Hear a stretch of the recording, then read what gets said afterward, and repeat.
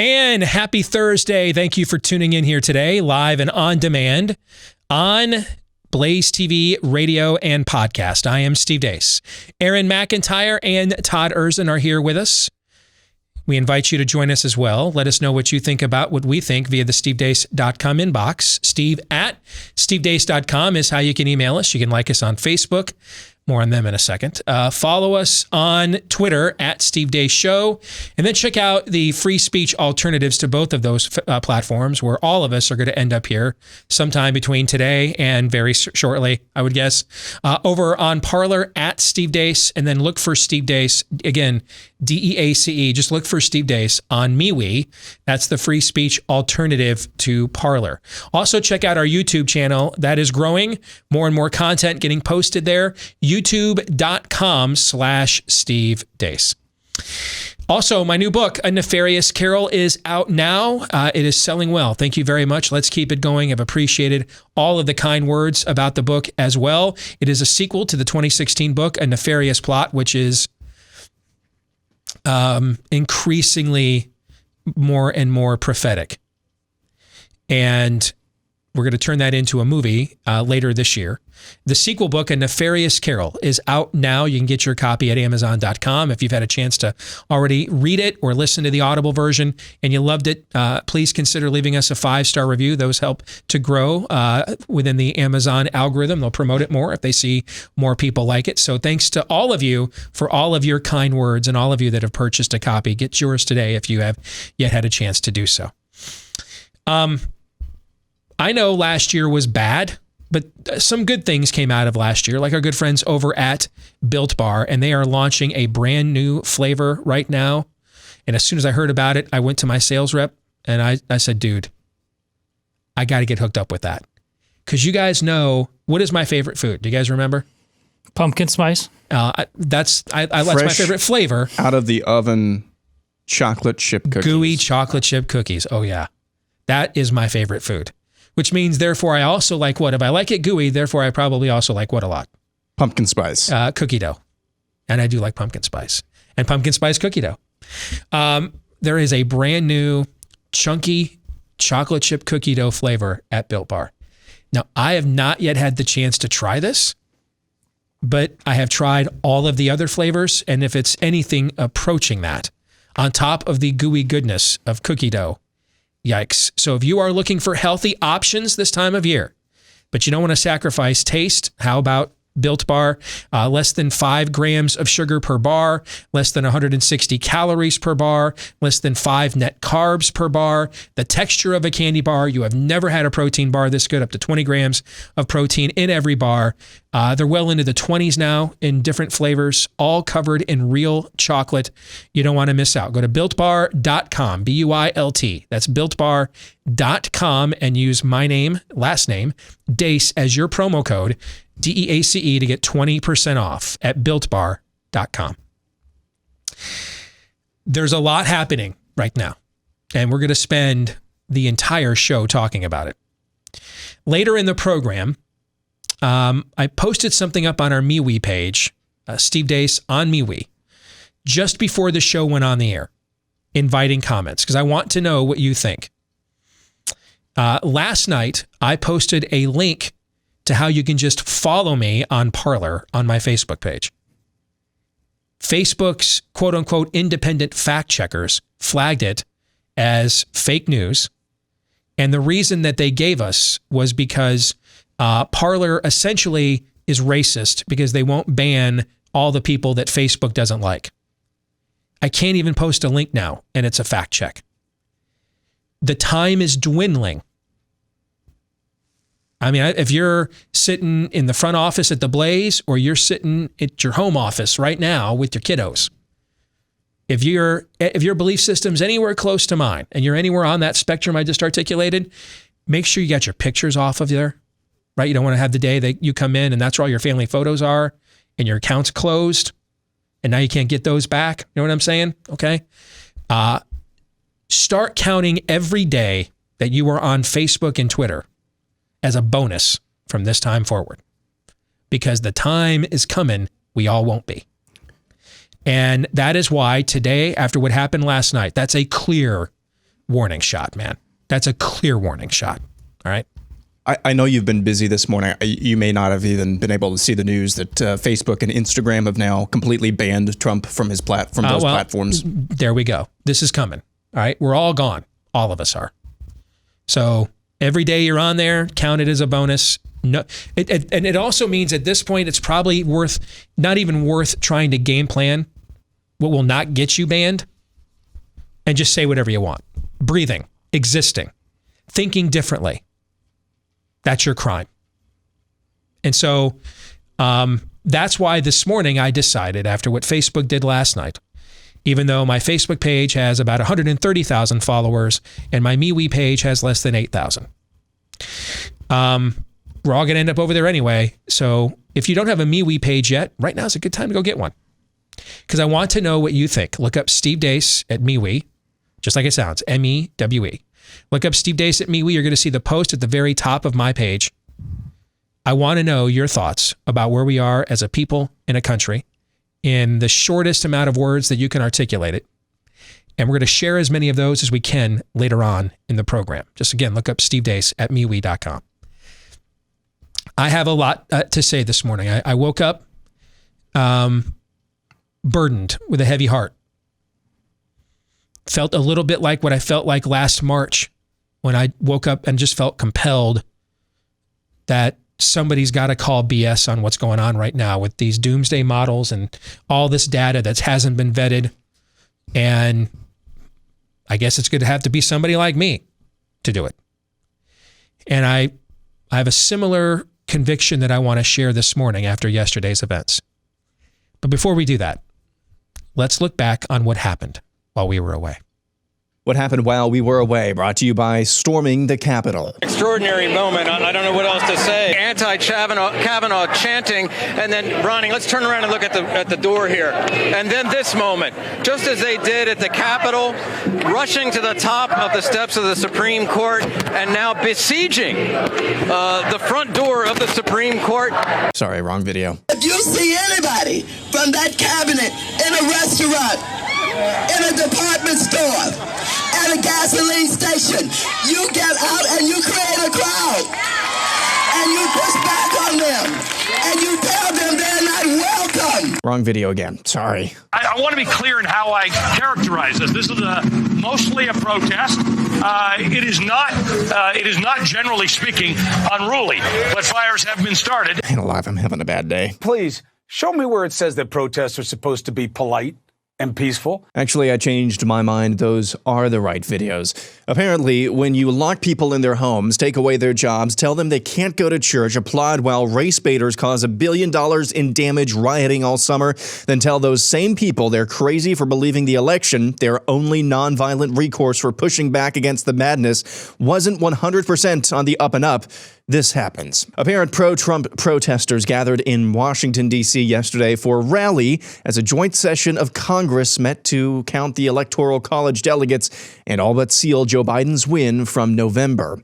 As President Trump was speaking at the aforementioned rally, a group of protesters broke off from the main event after they heard Vice President Mike Pence was not going to be engaging in any sort of protest. In the hours that followed, the group of protesters turned violent, breaking into the U.S. Capitol building, smashing glass windows, and making their way into the House chambers. Other rioters were able to make their way into congressional offices, including those of House Speaker Nancy Pelosi. One woman was shot by Capitol security, a married San Diego woman named Ashley Babbitt, who was a 35-year-old U.S. Air Force veteran. In all, 4 people died amidst the chaos at the Capitol yesterday, including Babbitt.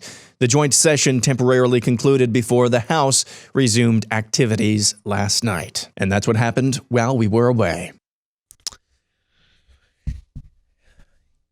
Here's what I'm not interested in doing right now. Assessing blame, fault, looking back on particulars.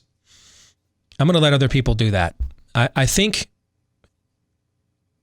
and we're on the air now about 24 hours after this started to go down, I think we need to look ahead, because I have been concerned about this for the better part of the last year. How many times have you heard me say, if you take people's peaceable means for having their grievances heard, if you take those away, what are they left with? The day after the election, I made this point on Glenn Beck's program and said, I am concerned if this continues, we're going to end up in a civil war, and I don't want to see that. The next day, Facebook demonetized the entire Blaze platform. Not just me, everything that the Blaze does got demonetized by Facebook for saying that I didn't want a civil war. Saying I didn't want a civil war incited a civil war, apparently. Similar to how the president putting out a video saying, go home and be peaceful, incited violence and got banned. We saw that last night. I said this to you a couple of months ago before the election. I want to reset it again because it's even more applicable today. There is a spirit of the age. We are not up against a political opponent here. There is a spirit of the age propelling what we call the American left. And it's really the left throughout Western civilization. It's not just here.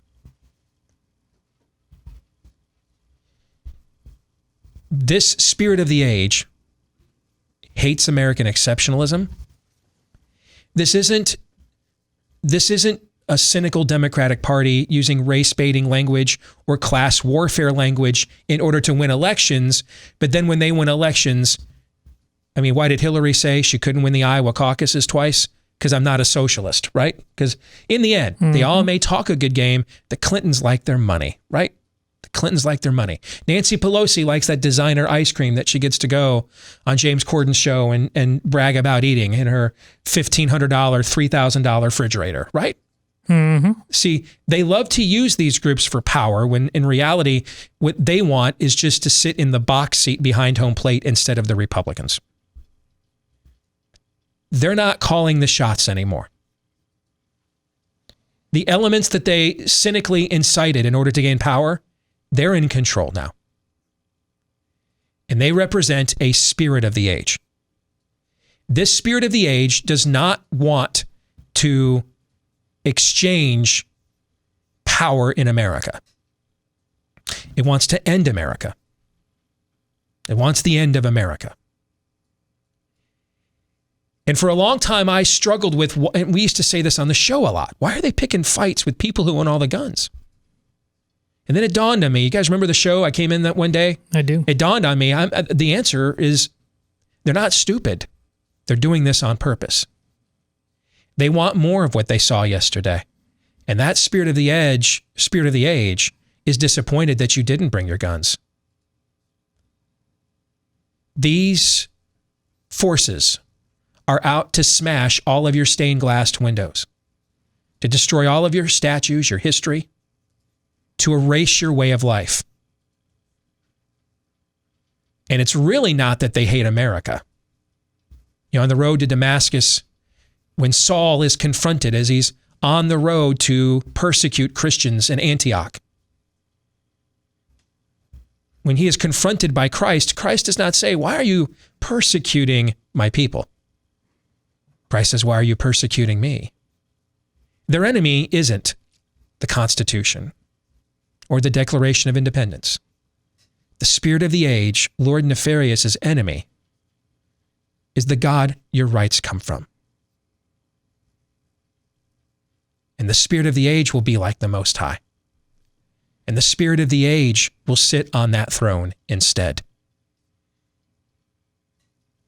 The spirit of the age will be worshipped instead. That's what we're up against. It is fine if we turn this in to the Bolsheviks versus the Mensheviks. It is fine if we turn this into rival gangs. It is waiting for you to come out of your home with your guns blazing, because that's when the tanks get rolling. That's the plan. This isn't about conquest. It's about elimination. It's a cultural assassination is taking place.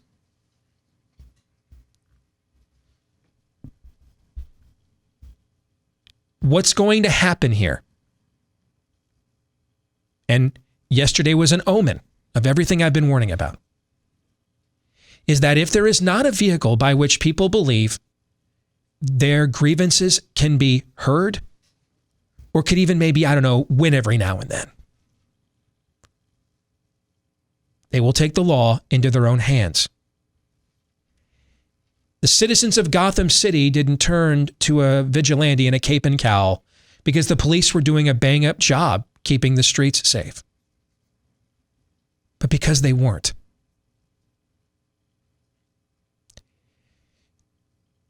The slogan of the show this year is "The answer is us." Until about noon Eastern time yesterday, what was going on in Washington was an inspiring, powerful, beautiful display of the people saying enough is enough. Maybe you noticed I was pretty fired up doing yesterday's show until we got to the end and things began to devolve. Yesterday is an omen. We're going to see more of this without the right kind of leadership. Where's all that energy going to go? Have we not asked all of these questions on this show for weeks, months, the better part of the last year?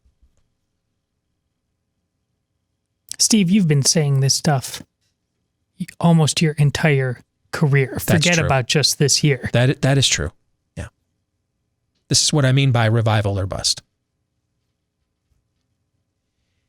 We must provide a righteous resistance to what is happening.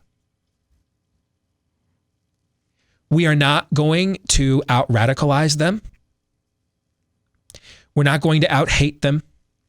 You know, remember, I know this seems now like a long time ago. There was a time that the Bengals and the Browns were good at football at the same time. And they had quite the rivalry in the late 80s. And they were playing, it might have even been a playoff game. And the Bengals were playing at home and just got screwed by the refs bad. So bad, even the announcer said so. And people started throwing their beer bottles and everything else out onto the field. That could be dangerous. Could kill somebody doing that. And the coach of the Cincinnati Bengals, Sam Weish, went over, grabbed the microphone from the sideline reporter for NBC. Do you remember this moment? I do. All right. And he said, hey, that call was BS. We're getting screwed. However, we're better than this. You don't live in Cleveland. Act like you live in Cincinnati. You remember that? I do. Yeah. You don't live in Cleveland. Act like you live in Cincinnati.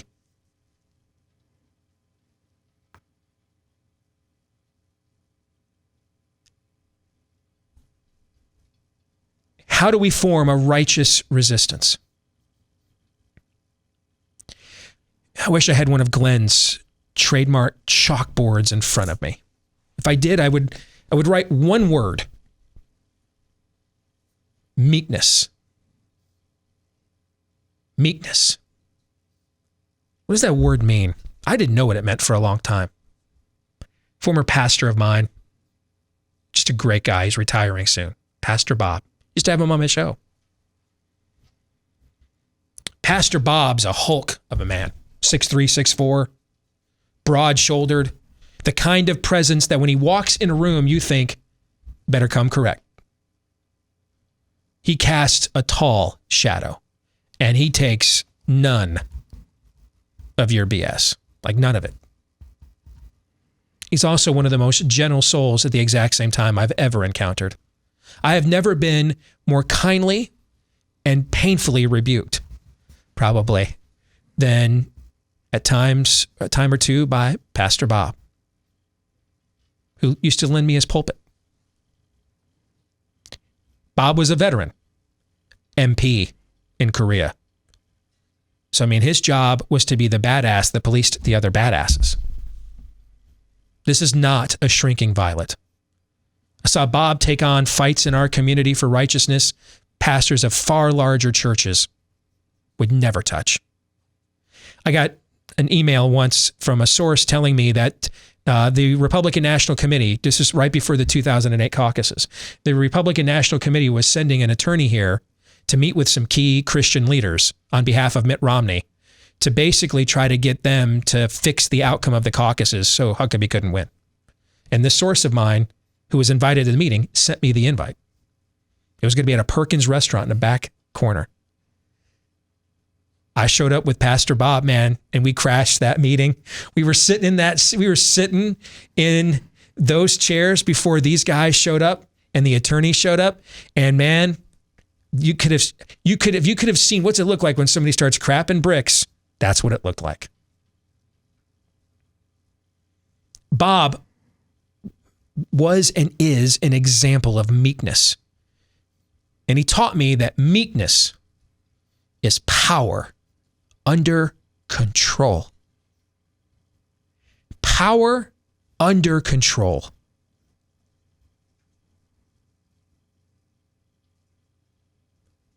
Power under control is the Sons of Liberty, plotting, planning, scheming for how they're going to make their statement in the Boston Harbor. They've got disguises, a plan. They pull it off. It's not a tantrum. It's a plan. They pull it off. No casualties. One of the most renowned moments of disobedience in human history. They didn't start the Revolutionary War. The Redcoats did. Concord and Lexington were munition dumps, among other things. The Redcoats were going there to confiscate their guns, and there would be only one reason to do so, to then point the guns at them.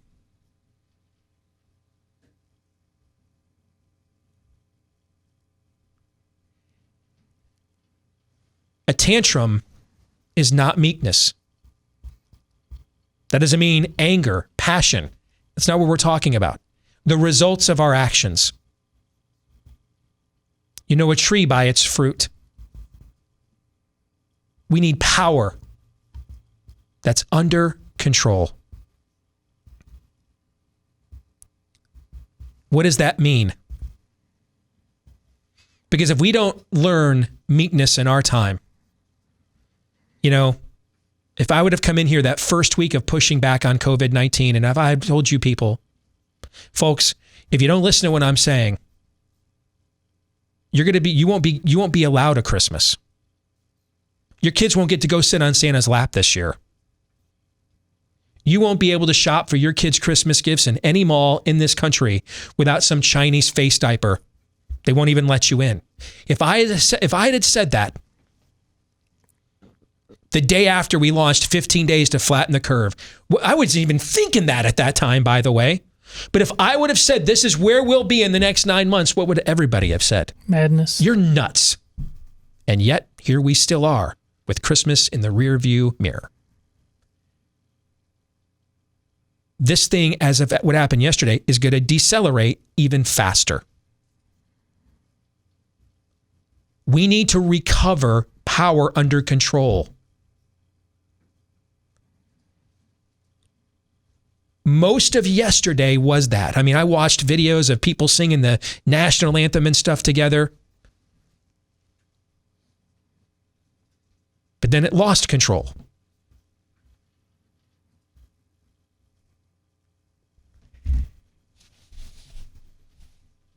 What does power under control look like? It looks like a 29-year-old seamstress who gets on a bus one day. She's not waving an axe.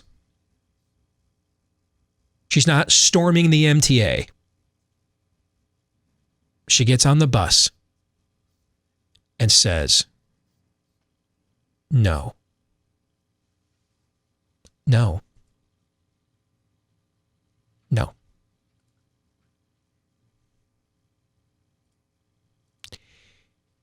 If we stay home and do not form a righteous resistance, if we do not begin to say no collectively, repeatedly, powerfully,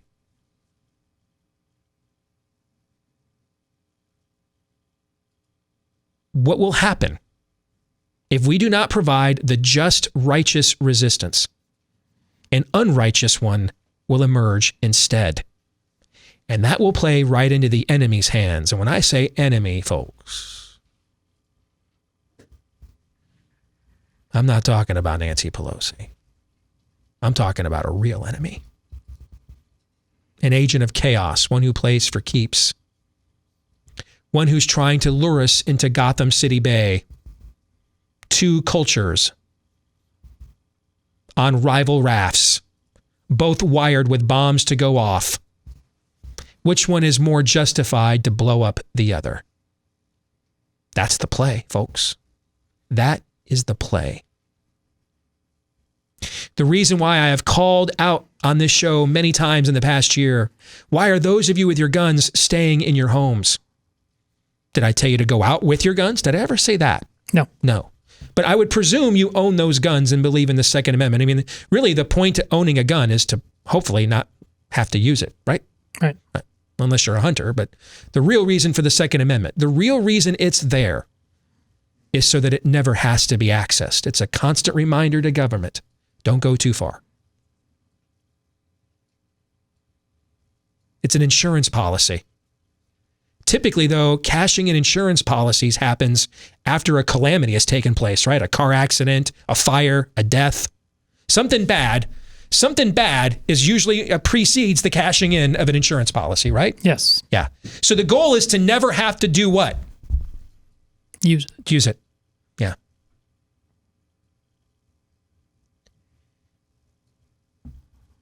If we don't create a pathway, there's 14 different things, and in a few moments, I'll talk about some of them. And I'm going to call some people out specifically that don't know it yet.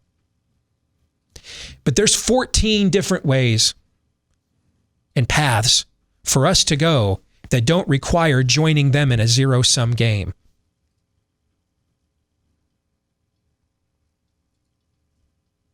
Because the spirit of the age doesn't own most of the homes. We do. The spirit of the age doesn't have most of the children. We do. The spirit of the age didn't build most of the churches. We did. The spirit of the age doesn't value our institutions and cherished traditions. We do. Therefore, all of the collateral damage that will come from zero-sum game, meaning zero-sum game. And what is, gentlemen, remember, what is 0 times 0? Still 0. 0. All of the collateral damage that will come from meeting them where they are at, from giving the spirit of the age what it wants, we're going to pay all of that damage. It will be all on us. It'll be our way of life. That will be the victim.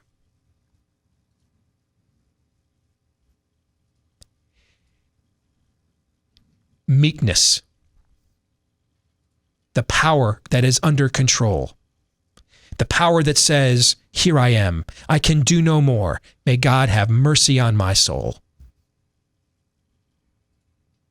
The power that says, don't you come back here tomorrow and preach about this Messiah at this temple. And then you are back there the next morning before the people who threatened you ever bothered to show up. You're already doing miracles. And when they bring you in and give you the lash, you count it as joy to suffer for the name. Meekness changed the world.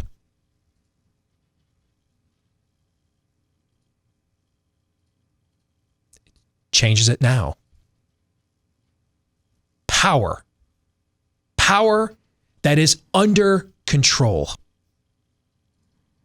Now, what does that look like? What are some specific examples of what I mean? We will discuss that next. Hey, we've got a new partner here on the Steve Deace Show we're excited to tell you about. If you enjoy wine, you need to try Extreme Altitude Malbec from Argentina. They make it up at these remote vineyards at 9,000 feet. These are vineyards that are miles from civilization. And the result is their red wine. And I've not had a chance to try it yet. I've actually got it sitting in a case in my house. I'm getting ready. I'm anxious to try it. But it's our friends over at Patriot Wine. And no dyes, no flavor additives. The best part, the flavor. Blackberry, leather, smoke, dark cherry. Head over to patriotwine2021.com if you want to give it a shot. patriotwine2021.com. I think I was just reading a minute ago during the break a report that corporations are threatening to abandon their support of the Republican Party after yesterday. Folks, that might actually save the Republican Party from the extinctive precipice it exists upon right this minute. But getting the corporate America money out of there, because they're against us. For every that one guy that runs Home Depot, there's 15 folks that are all in, and not just because they got shut down. They're true believers. They're into the elements of the spirit of the age. They're into it. They're funding it. So getting corporate America out of there might actually make the Republican Party stand for something and worth something, because that's what you're up against. It's all that corporate money. So when there's an opportunity for us to support businesses, we can't always do that in our culture. We don't have a patriotic, faith-based supplement alternative to everything that we want to do or need in our culture, right? But when that opportunity is there, let's take full advantage of it. So if you love your wine, Patriot Wine, 2021.com is where you want to go. They have the third highest vineyard in the world, 8,950 feet. All right. And a lot more too. No inflated prices. You're getting top quality wine from all over the world for about half the price. All right. So our listeners and viewers today here at The Blaze, 50% off shipping today when you go to patriotwine2021.com. That's patriotwine2021.com. Are either of you guys wine drinkers, by the way? Absolutely. From time to time, you? yep. Okay, because I've got plenty of it at the house. So you guys will I'll make sure you each get a bottle of it then. I totally forgot about this over Christmas. So I was meaning to bring you guys in a bottle each from these folks the first day on Monday, and I just forgot until the live read showed up. So my bad. You've been holding out on me, Dace. Yeah. All right. In a tough 2020, a free bottle of wine goes a long way. Well, I wasn't sure before, but given the year we're having, it's looking pretty good right now. Get too crazy in 2021. Maybe all three of us can try it on the air. Yeah, I hear you. No question about that. All right. So first we got to lay a vision. All right. We have to cast a vision first. What's missing right now is meekness, power under control, where we exert the power we have. We claim the power that's ours and that's been given, but we wield it under control. Under control. What does that look like? Because that's where the righteous resistance is going to come from. Because if we don't form a real righteous resistance, and we don't have one right now,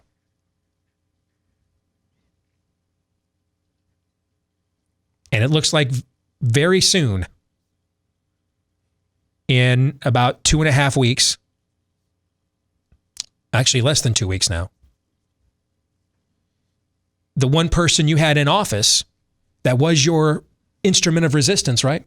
He's going to be out of there. And oh boy. When they have been focusing, the spirit of the age has been focusing so much of its fire on him and his administration. When he is gone, where are they going to focus that fire? On us. You can count on it. On us. Bet the house. Whether you think Trump is God's anointed, or you think, you know what, he was better than the other guy, or you know what, if nothing else, I'd rather have him going after him than me, right? Whatever your rationale was for voting for him once or twice, that's gone.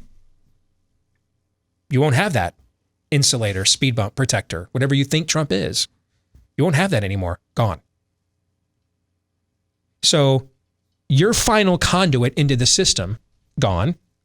The system's focal point of rage removed. I don't like where this math is going. Anybody else not like where this math is going?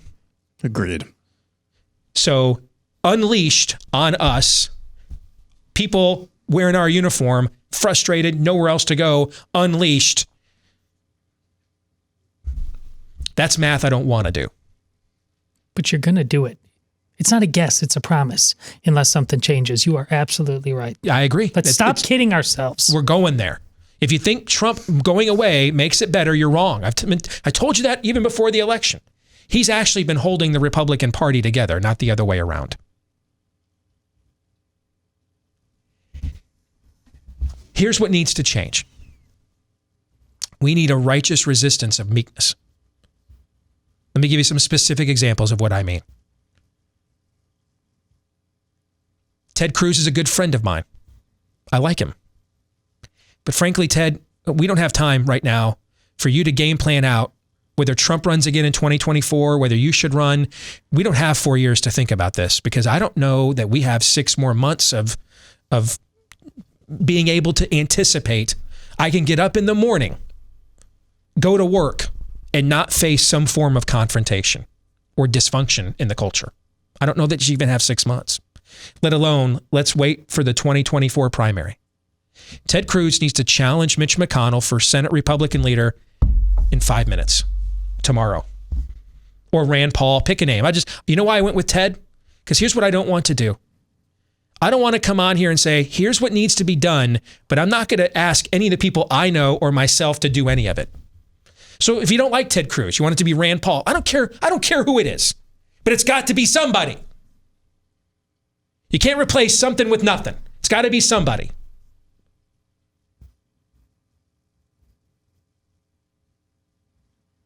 Every Republican governor needs to be Ron DeSantis tomorrow. Tomorrow. We're not doing this stuff in our state, period. But frankly, go even further. How many states is it? Is it in the 20s that have Republican governors and state legislatures? Is it something like that? I believe so. Every one of those states pass laws. You don't have to wear a mask here. Pass laws. We don't kill children here. We believe in the Fifth Amendment to the U.S. Constitution. No person shall be denied life, liberty, or property without due process of law. And last we checked, human beings are persons, so you don't get to kill them. And you can have all your federal judges and all your Supreme Court edicts. We're not enforcing them. We're not doing them. We took an oath of office to the Constitution, so help me God, not the court, so help me court. I didn't take an oath of office to the Constitution. I took it to God to uphold the Constitution. And I'm going to uphold the Constitution. If you like that, live in my state. If you don't, move somewhere else. If you don't want to live by the Constitution, vote for the unconstitutionalists then. And then we'll just move to the place where the constitutionalists are at. All of you within the sound of my voice that own a business that's closed, get out of your homes and go open it up now. All of you within the sound of my voice that pastor a church that is closed, get out of your home, go open your church. If your pastor will not open your church, open your home to a Bible study. You went to the same seminary. If you have the Holy Spirit, you went to the same seminary that Peter, James, and John went to. Open the book, read what it says, pray, share, discuss.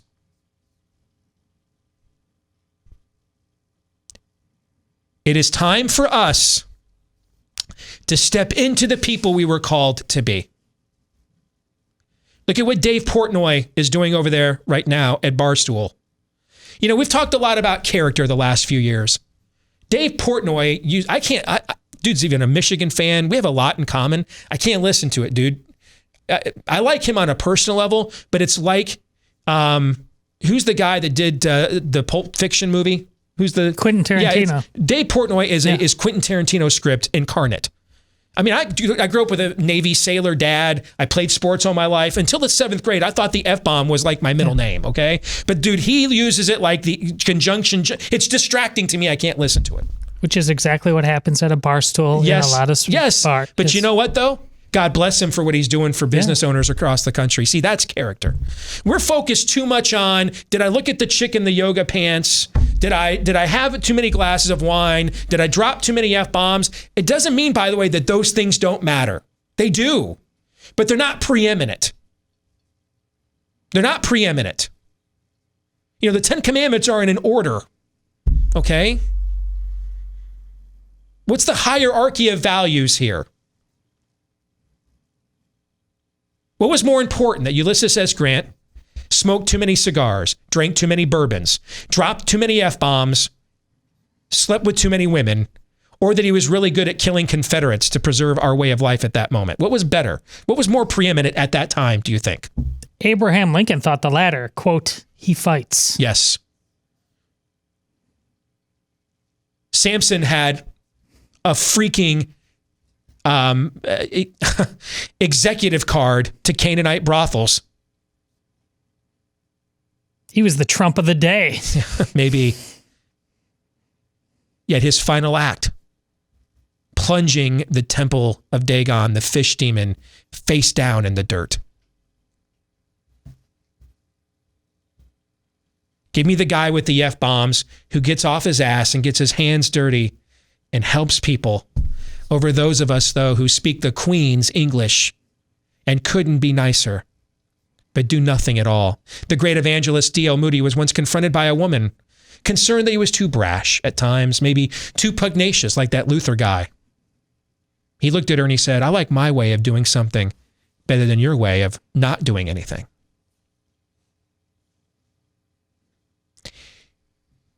Do what we believe. Become the people we were called to be. Organizations like the Blaze, frankly, and others. Maybe we get together with the Daily Wire and all of us, and we create a fund. They come after you for owning your business. We crowdfund within internally because, we'll just get canceled off all the social media sites, right? We can't do it on Patreon, so we just do it internally. We raise the money like Portnoy's doing. We raise the money, we pay your fines. We got you a lawyer. I'm going to read a live read here in an hour for realestateagentsitrust.com. We can't do lawyerswetrust.com. Lawyers that will represent people like you. We can't find those people? Really? I kind of think we can.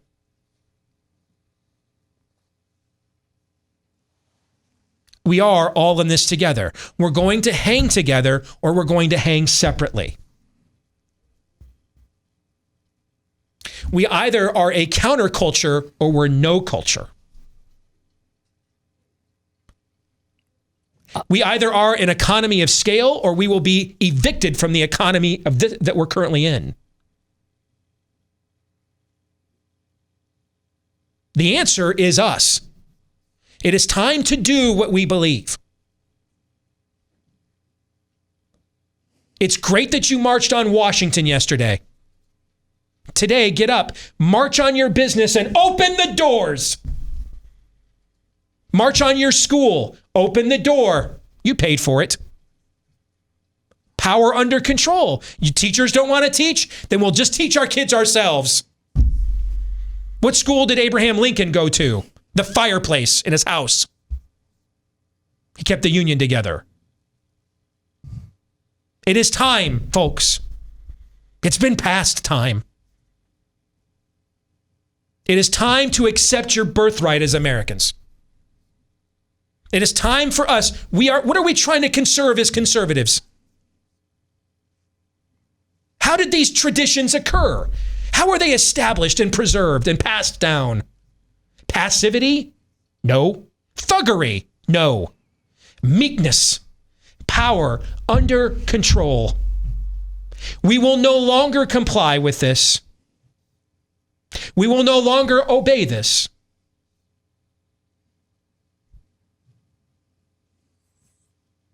And as for me and my house, we will follow the Constitution. We will follow the Lord. The answer is no. And we will accept whatever punishment you think you have the power to convey. We're calling your bluff. No, we're not doing this. We're not pissed off. We're righteously indignant. We're not putting up with it anymore. If we do not produce a just resistance, an unjust one will come, and it will finish us off as a people. Right now, we're game planning out. How do we maintain our monetization models on social media? How do we stop from getting banned? That argument's over. Over. We lost. I suggest we start an argument we can win. History shows this argument is undefeated. Undefeated. Because love beats hate every single time. Every single time.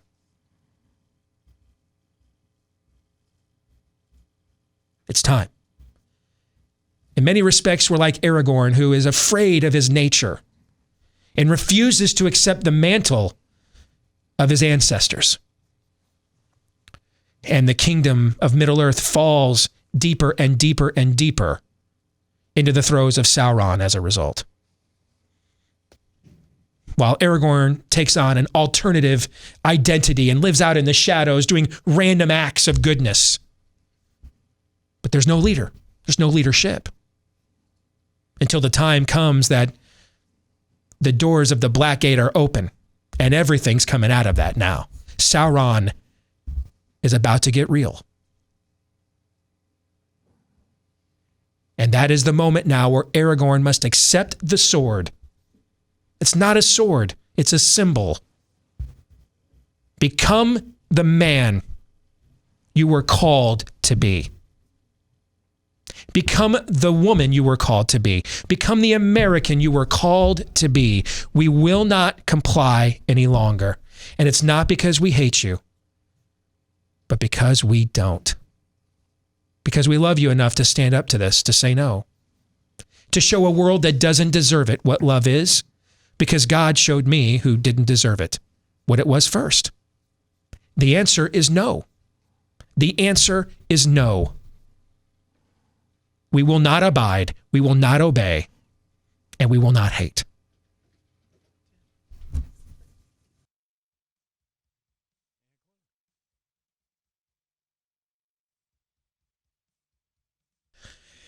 We're back with Hour 2, live and on demand here on Blaze TV, radio, and podcast. I am Steve Deace. Todd is here with me, as well as Aaron McIntyre.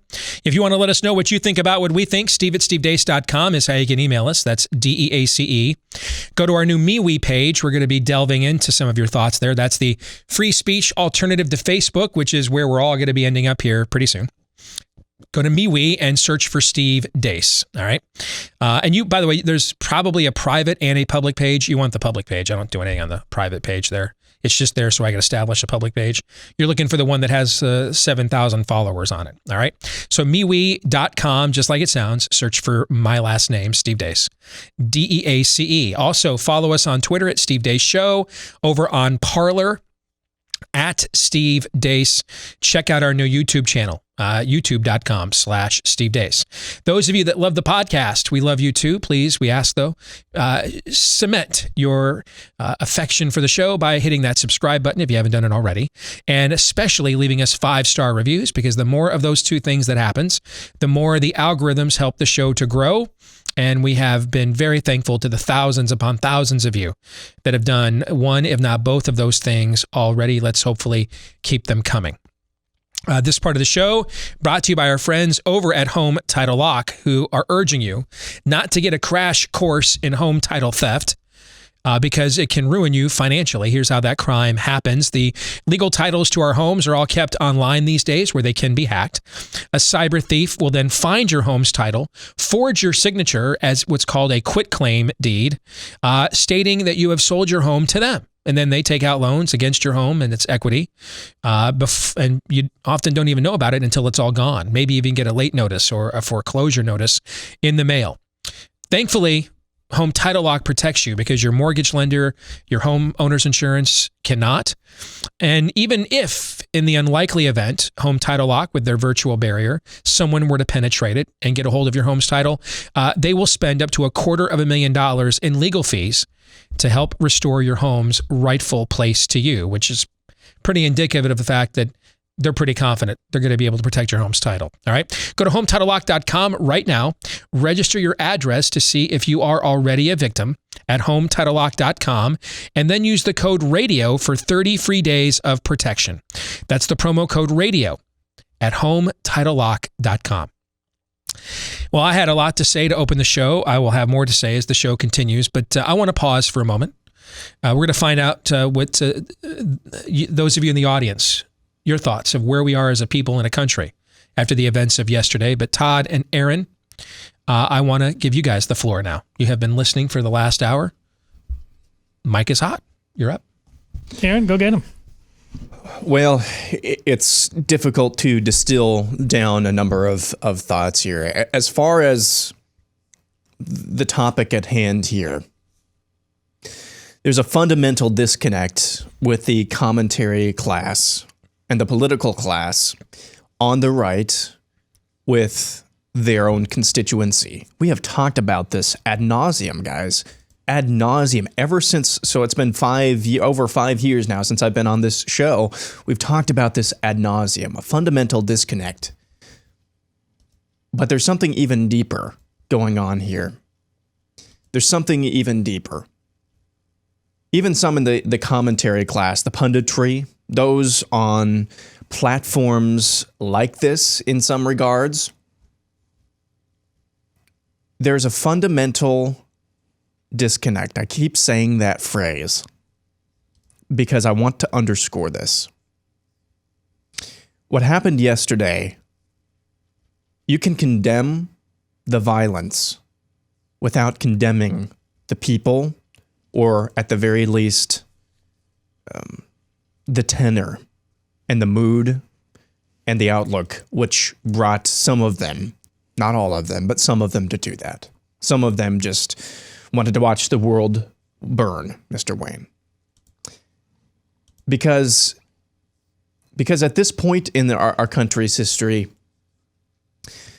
we have a people who have been told election cycle after election cycle after the election cycle, you'll get the carrot this time.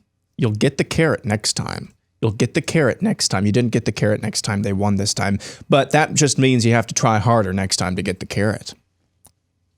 All the while, the opponents have been getting carrot after carrot after carrot. They're feasting on carrots.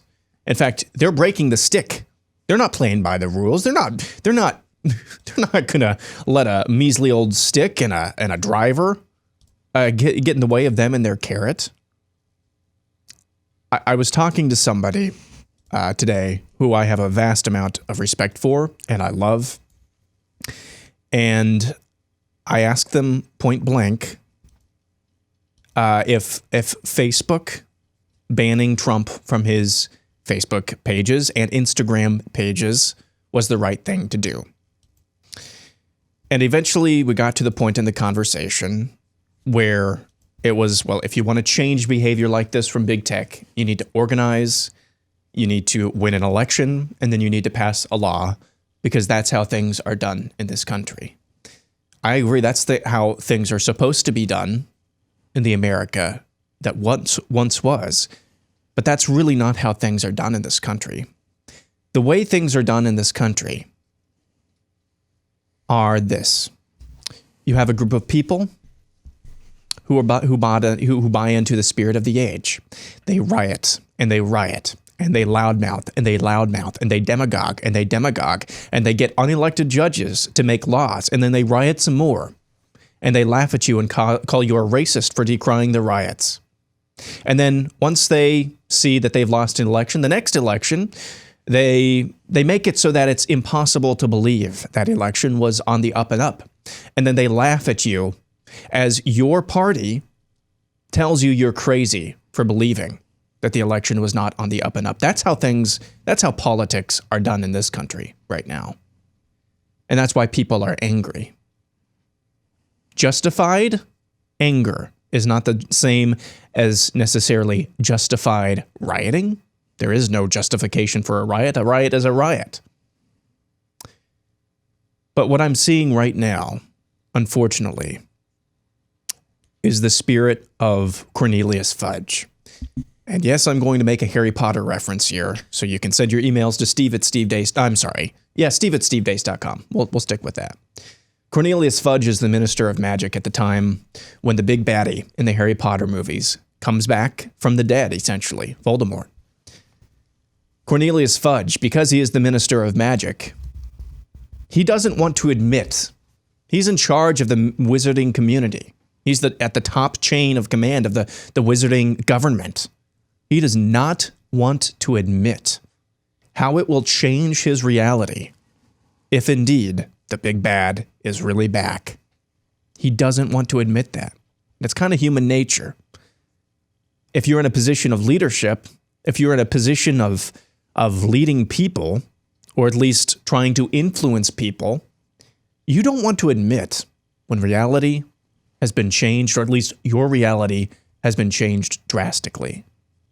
We have a lot of people who don't want to admit that what drove some of those people to do what they did yesterday was justified. Not that what they did was justified, but what drove them to be that angry was. And you've got a little bit of just the largesse of our country as well. I'm seeing that a lot as well. I was able to go get a great job. I'm in a great church, in a great neighborhood. I grew up in suburbia.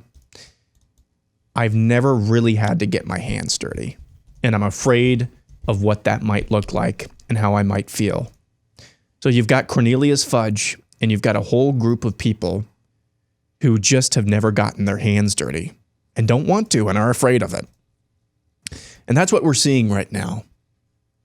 We're seeing people who have been defecated on as far as their rights and their liberties go for decades. And they've just, for large part, they've taken it because they believed that the way things were done in this country was to win elections and change law. But when it becomes so apparent that that way of doing things in this country is not doing anything, in fact, it keeps getting worse, they look for a way to do it themselves. The way they do it themselves, course of human history tells us that that's not going to be a very pleasant thing, which is why the conversation that we just had with Steve in the last hour, meekness, power under control, that's how you change things. The system itself, unless you take that over, the system's not going to change things for you. The system is working against you. So that's where I'm at this morning, is there's a lot of madness going on right now. And it feels daunting. It really does, just to try to confront it all.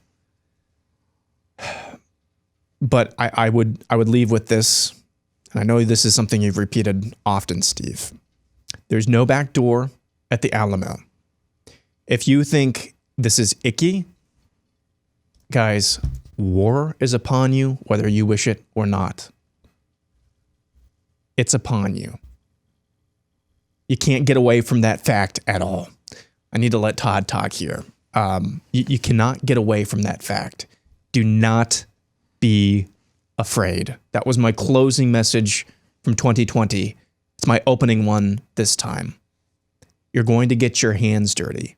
The people who fought the American Revolution went out there, pledged their lives, fortunes, and sacred honor to fight for liberty while they went home to slaves. There's no perfect solution on this side of Eden. There's no perfect solution. And there are so many who are afraid to get their hands dirty. Don't be afraid. As Red said in Shawshank Redemption, pressure and time. Pressure and time. And that's what happened here. After so many failures, year after year after year, from white paper conservatives, both in conservative media and those who got elected. Idle promises, ethereal thinking, amounting ultimately to how many angels can dance on a head of a pin. But it made people desperate. When will you fight for us? When will you do the things you promised? And now that's those same white paper conservatives across the board now. There's one thing to condemn the violence and set yourself apart from those who didn't at all when it came to BLM and Antifa. It's another thing, and many are erasing, but violence is never necessary.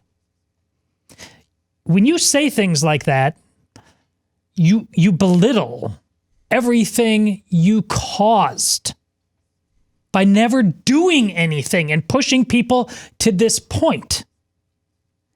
You also belittle, by the way, the American Revolution, the Civil War, World War II, when it was Jean-Luc Picard, here and no further. We've had enough. It stops now. Men throughout all human history had to recognize the fact, and here I'm specifically talking about men, had to realize at some point in time, you have to know when the time is to ante up and be dutiful to that call. To protect your property, your wife, your children, whatever it is. We've got too many men these days and this is where Aaron talks, Second Amendment as a expensive hobby? They'll talk about a lot of things. They'll write a lot of really convincing words, and convincing words are really, really important. I'm a writer, I know. Steve's a writer, I know. But if action is never attached to them, those people who have chosen you as your representatives in one way or another in this representative republic, they will get sick of being lied to. This is Shays' Rebellion. Those officers who fought in the Revolutionary War, but afterwards the government was chaotic and the Confederacy of States was not answering the call and they weren't getting paid. They put their lives on the line. They fought with honor and duty. They were sick of it. And they got together. And they were about to have their own little march on authority. And it took a man, a leader, a meek leader, power uncontrolled, named George Washington. You may have heard of him, who came out and gave a speech to these men. And you may have heard of it before, where he said he was making a speech, and he pulled out his glasses because he couldn't read the remarks he had made. And he said, "I've not only grown gray, but I've grown blind in the service of my country." And that moved that rebellion, many of the men in that rebellion, to tears. But it takes what Steve is talking about. And we don't have very many George Washingtons left, if at all, because you're all a bunch of talkers, grifters, posers. What are you prepared to do? Last night I already had a plan. I was going to be on it, but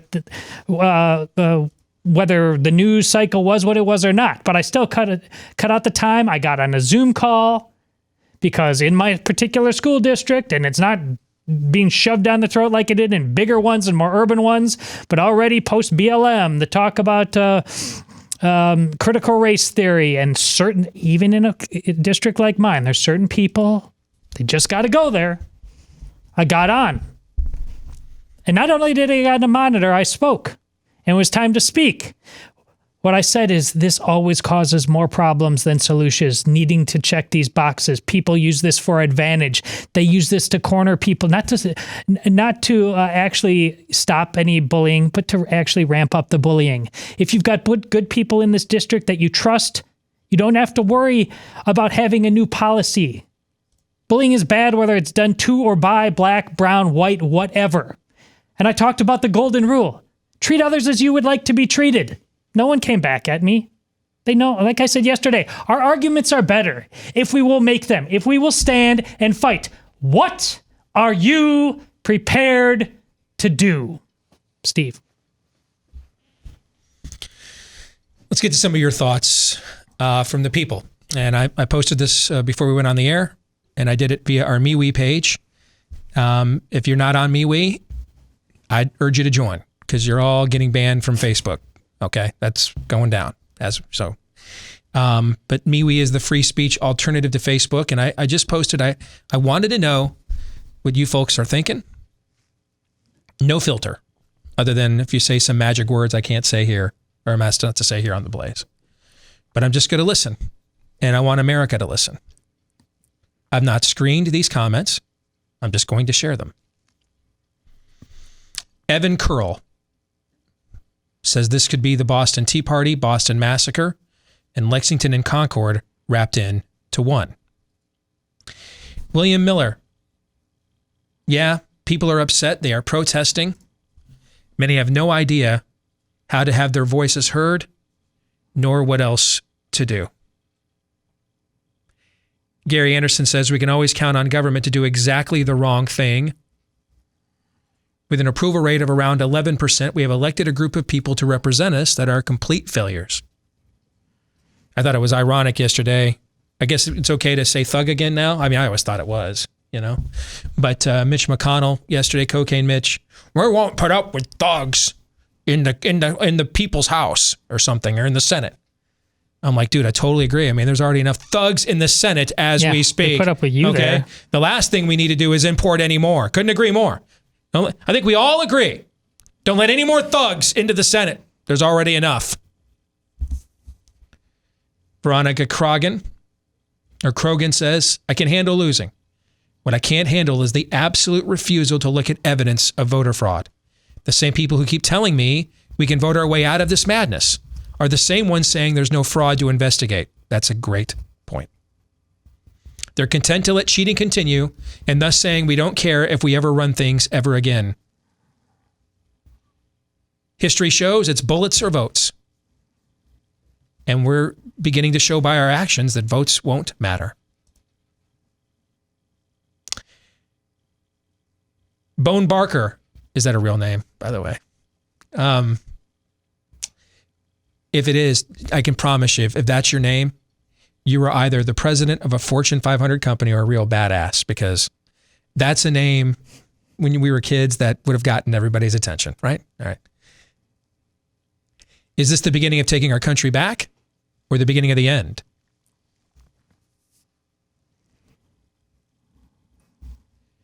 I had not seen the video of the woman who was killed. It just popped up in my Twitter feed as I was just looking. Our colleague here at the Blaze, Andrew Wilkow, shared it. They got the whole thing. Yeah. What exactly was the crime she was committing worthy of being shot to death? Does anybody know? Guys, George Floyd did not deserve to die. He should not have been a fiend and a criminal.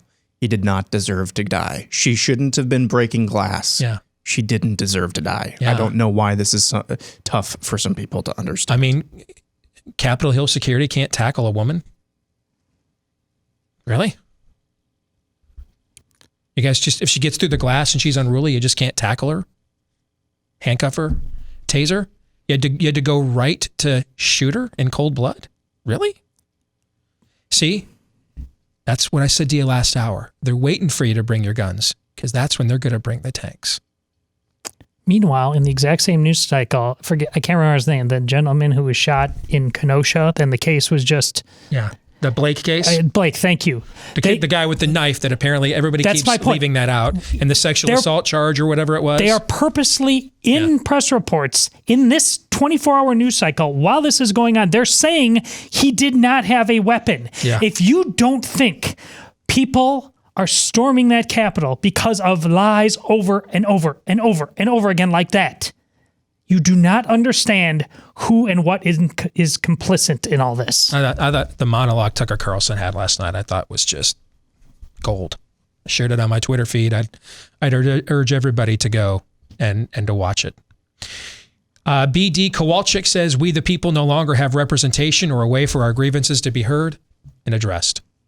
Katie Rowe, I am saddened but not surprised. You can only push good people so far before something happens. But that's probably what they were hoping for. Michael Urban, this may be a time to redirect everyone's energy into something like pushing for the Convention of States. One way to make them hear you is to cut them out of the process altogether. I've been an advocate of a Convention of States. But I will say this, and if Mark were here, I think he would agree with me. That's the guy that runs it.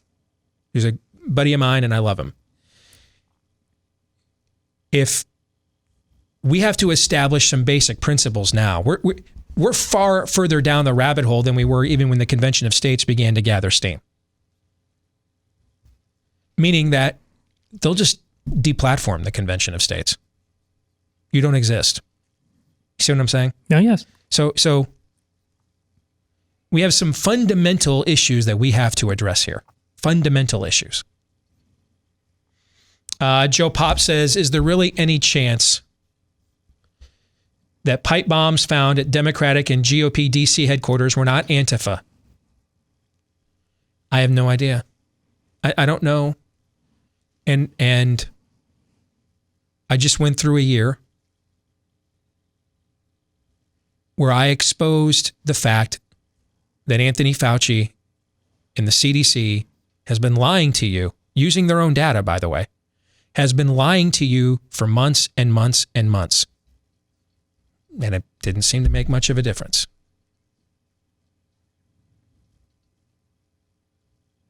We've made numerous mathematical irregularity cases to at least question whether this election was on the up and up.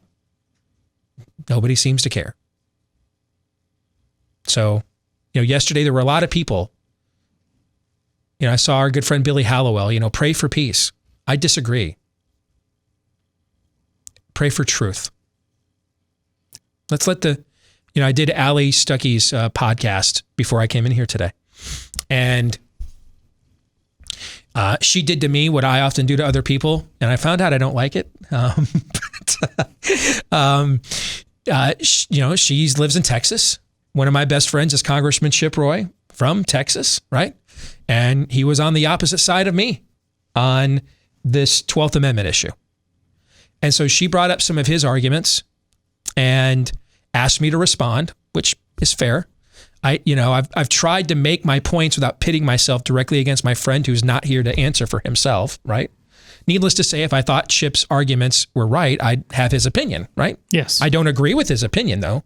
I also, though, will not tolerate attacks on his honor, because I would, the list of men of who I would share a trench or a self-defense, this is it moment with, entrust my life with, above his name is very, very short, very, very small. I just think he's wrong.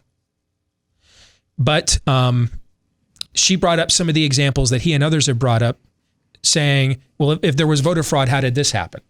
I came back with examples. If there wasn't voter fraud, how did this happen? And I said, see, that's the point. What is the truth? What is it?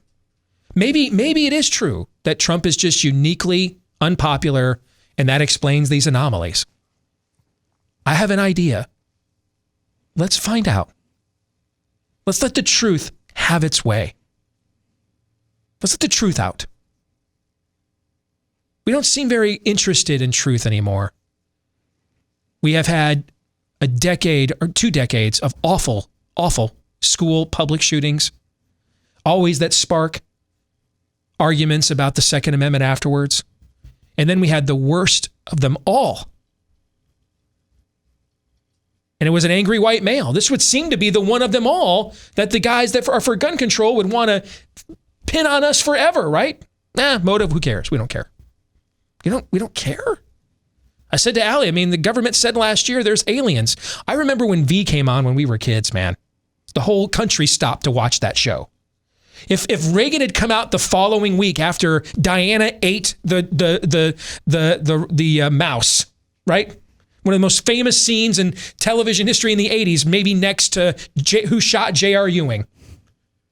If President Reagan had come out the next Monday and said, guys, UFOs are real. Todd, holy freaking crap. What would have happened in the streets of America if he would have done that? Sure. Panic, man. Panic. We were lit. The government did it last year, showed you videos of the UFOs, and folks are like, pour one out. Okay. Okay then. I'm biting. Yeah, what do you do with that? Let's just let the truth out. Let the truth out. Because it will find you out one way or another. The truth always finds you out. It's better to just let it out. Let's let it have its day.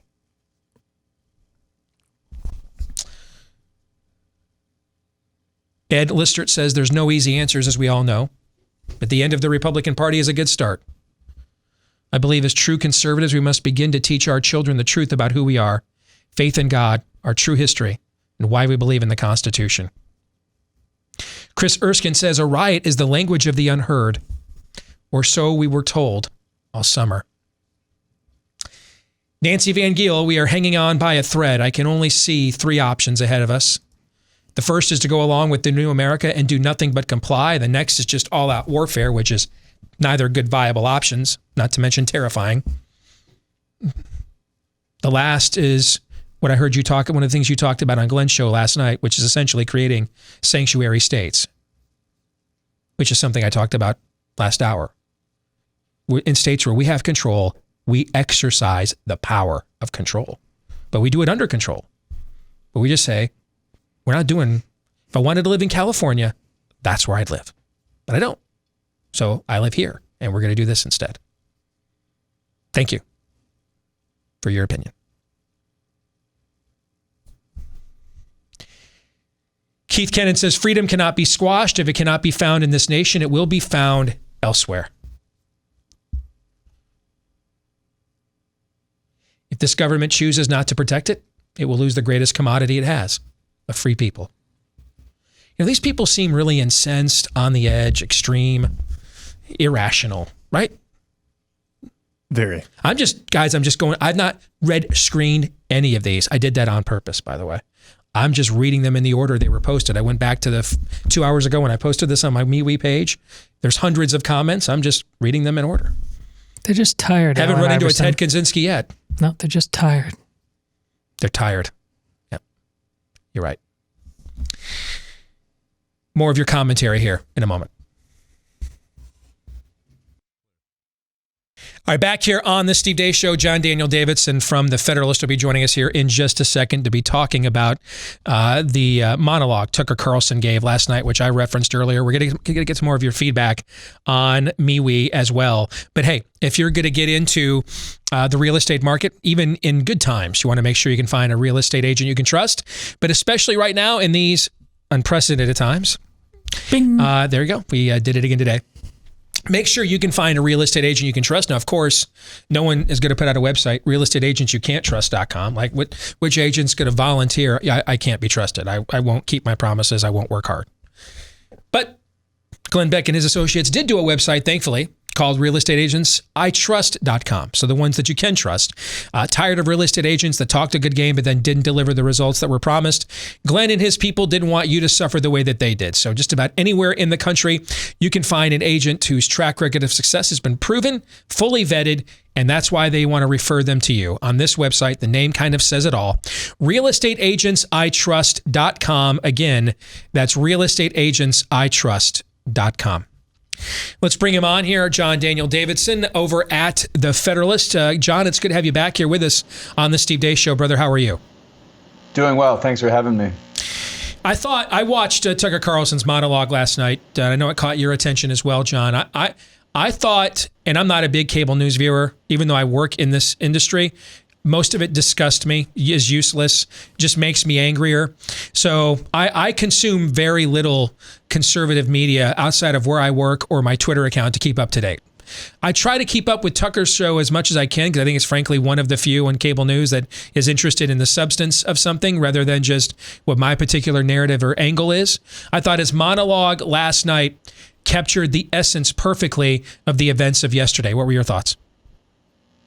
I have to agree with you about Tucker's show. I don't watch cable news because I don't have cable, but I do go on Tucker's show from time to time, and I watch it online. And for my money, he's one of the best commentators on American political life that's working right now.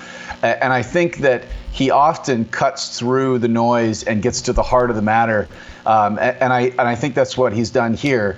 The things that we saw yesterday in the Capitol didn't come out of thin air. They've been brewing for a long time, and it's not whataboutism to talk about the riots and the unrest and the destruction this spring and summer. You had all year long elite corporate media and journalists, leading Democrats, Hollywood, Silicon Valley, big tech, all making excuses and justifying riotous criminal behavior on a mass scale.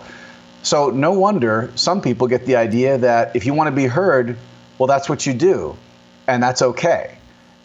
The fact that it's not okay, and the fact that it was never okay, isn't going to change some people's mind. And that's not whataboutism.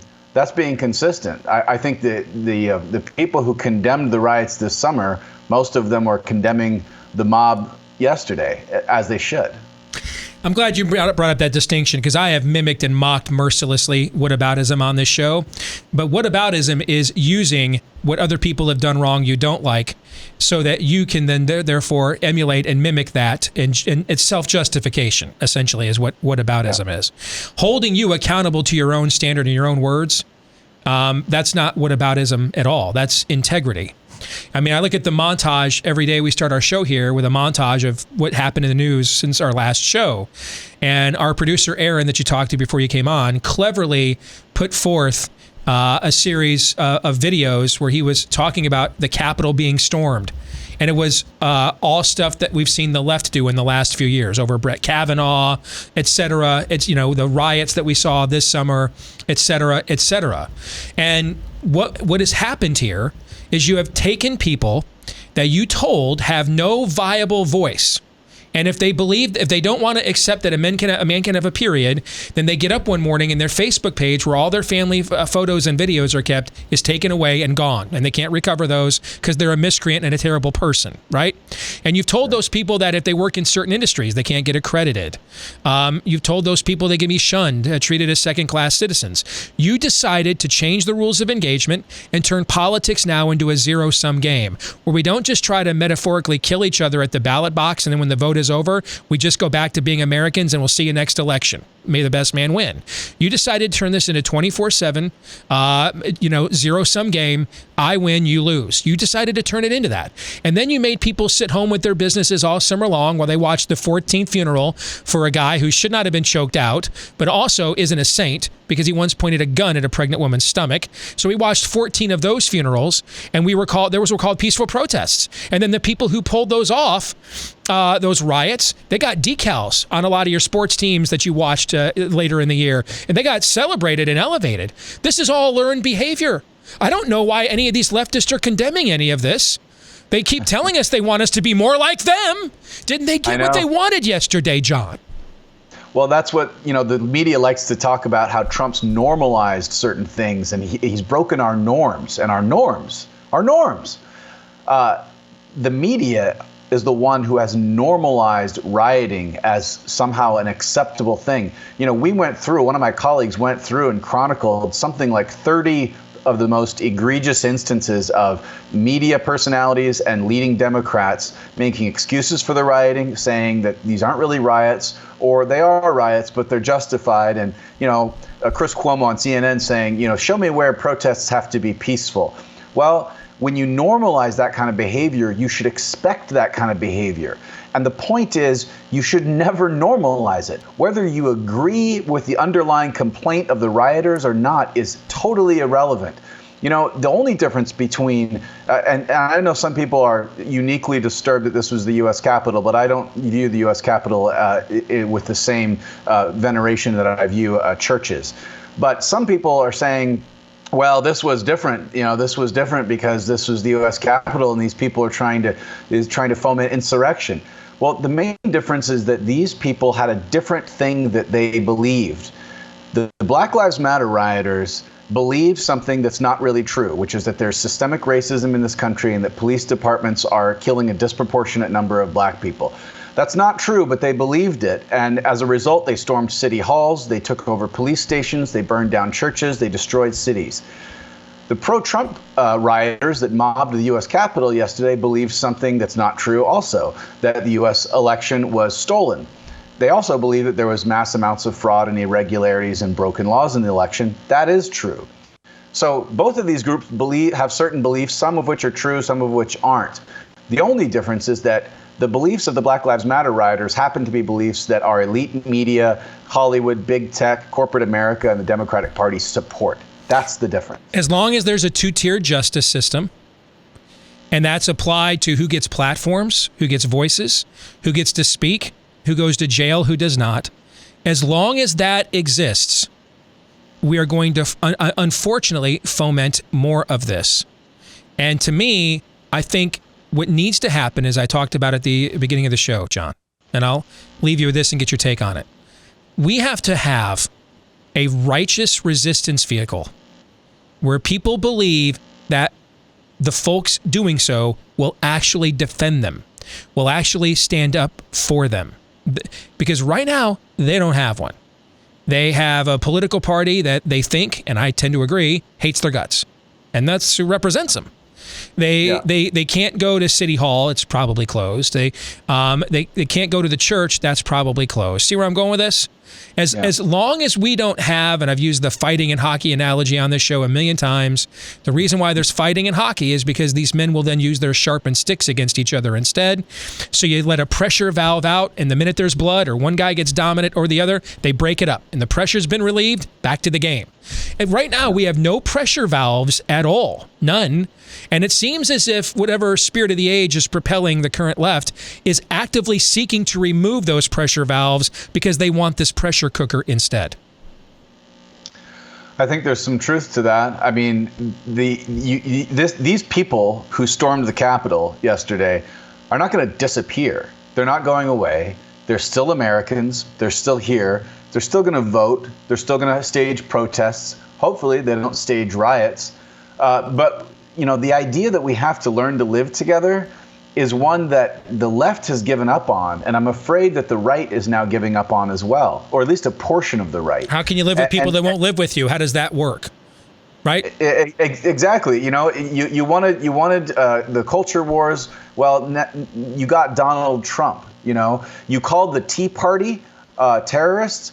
Well, now you're going to get the real thing. That's kind of what's happening here is that when you take away any way for people to be heard, eventually they'll start burning things down, whether on the left or on the right. And we need to restore civic society, and I don't know that we can. I don't know how to do that right now, and that's what's most disturbing about what's happening. John, good to have you on the show again, brother. Take care. All right, God bless. Thanks for having me. I want to go back to some of the commentary we have from our listeners and viewers on MeWe before we get out of here today. Tim Hibbs says, we are no longer a republic. We are no longer a free people. We are no longer a governed people. We now know how long it took for our once great nation to be turned into a socialist communist nation. Gloria Rebus Schultz. I was born in Cuba, and we left in the late 60s when I was 2.5. We came to the U.S. because my dad said it was the last bastion of freedom. What is happening in the U.S. now mirrors the stories I heard from my parents of Castro's takeover, from a revolution that was supposed to oust a dictator, Batista, and establish freedom, but established a communist state instead. Steve, who goes by the work dad, I like that. We the people are highly PO'd.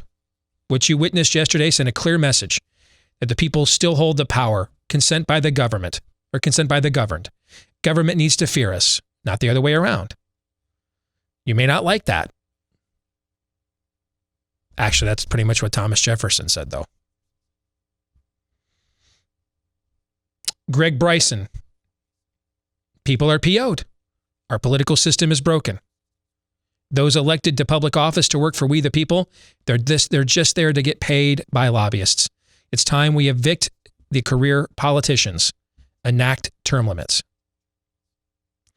Mike Musil, ground yourself in truth. You can see the lies much easier.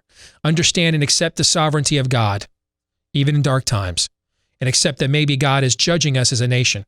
We certainly deserve it. James Adam, eventually some future historian is going to write the seminal book on the decline and fall of the United States, in which COVID-19 and the 2020 election will be featured prominently. Jennifer Pinson says, I feel like we're all being played as a bunch of useful idiots by all of the power players in government and also world leaders. I can understand why people are angry and desperate for someone or something to believe in. This world has a deep need for Christ, and I'm heartsick when I see people idolizing men instead of falling on our faces in repentance. This is what judgment looks like. We have the leaders we deserve. Andrew Schnick. Even though we hunger and thirst for righteousness, we were horrified by those that stormed the Capitol building, because also blessed are the meek and peacemakers. And we conservatives have to leave room for God to repay injustices. Sandra Reese, I think it's a sad day in America. We are actively watching her demise. I feel angry, hurt, and honestly terrified. What is to come? I have grandchildren that I worry about. Travis Egan says, let me start by saying I am not advocating violence. I'm a firm believer, though, that elected officials should be afraid of the electorate. And the fact that so many are fearful of the government is the problem. When protesters show up with guns, people act more politely. I, too, am frustrated, but yesterday's activities are counterproductive. Far too many people are keyboard tough guys and gals. If they were fearful of the people, their actions would result in face-to-face meetings. Instead, elected officials do not fear us. They mock us. Helen Walters believes that while half of this country is under the mind control of the propaganda machine, the rest of us are not going to roll over and lose our country. There's a lot of great stuff in here, but we're short on time. Hundreds and hundreds of comments we've received on our MeWe page. Just look for Steve Deace at MeWe if you want to, when you go to MeWe, if you don't have a MeWe page yet. And just go there, look for my name, Steve Deace. You can read all the comments, join the conversation if you want. Probably get some form of comfort in learning that you're not alone. We're not alone. But if we stay in our homes, if we don't step in to being the people we were called to be, if we don't righteously resist what is happening, meekly, with power under control, we will be worse than alone. We're going to be crushed.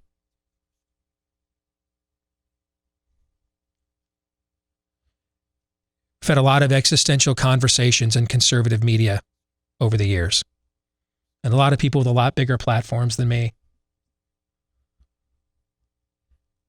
warning about a day that would come, and we ignored all of those warnings. I think those days are now here. And I think we got time for one last warning. I don't think we have time right now for game planning what's going to happen 4 years from now, or who's the new GOP nominee, Trump's brand. All that stuff we were talking about even a few weeks ago right now isn't relevant. We have to establish right now, and it's our prime directive as a people and a movement, we have to establish right now righteous resistance to what the spirit of the age wants to do to finish off this country. Because if we don't, an unrighteous resistance will emerge. And together, that unrighteous resistance and that spirit of the age, because they're kind of two sides of the same coin, they will work together to finish us off. And that scene I alluded to in The Dark Knight with the two fairies, each rigged with bombs, as the Joker, the agent of chaos, pits them against each other. The scene ends where they just both blow each other up. That's how this movie's heading. That's the ending of this movie. If we don't form righteous resistance, it is time now to leave our homes, open our businesses, open our churches, open our communities, open our states, our cities, open our hearts. Righteous resistance under the power of meekness, power under control. John 3:17.